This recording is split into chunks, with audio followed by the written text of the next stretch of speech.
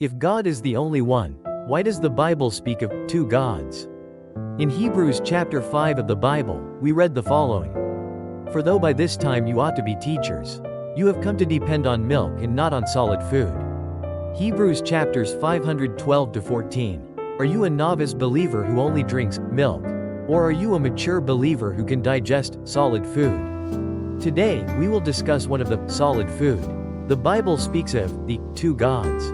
The two gods are the Holy Spirit of God and the evil spirit of Satan. God is the source of life, truth, and light, while Satan is the one who causes lies, delusion, darkness, and death. However, the surprising fact is that these two gods are active, not only in the spiritual world, but also in our reality right now. Many people ask this question: if God is omnipotent, why did he create Satan?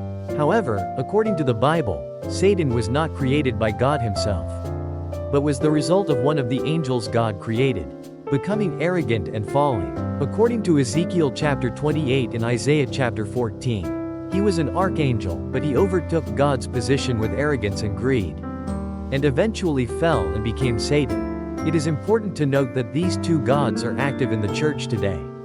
Satan sits in the temple of God, showing himself as God and doing his work.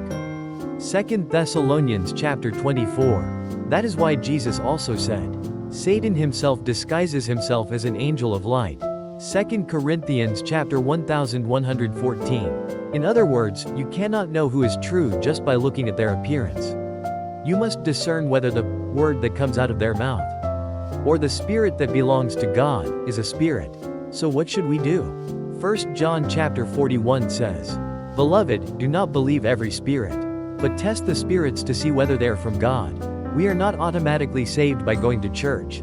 When we hear the word of the true God, and live by it, we can become children of God.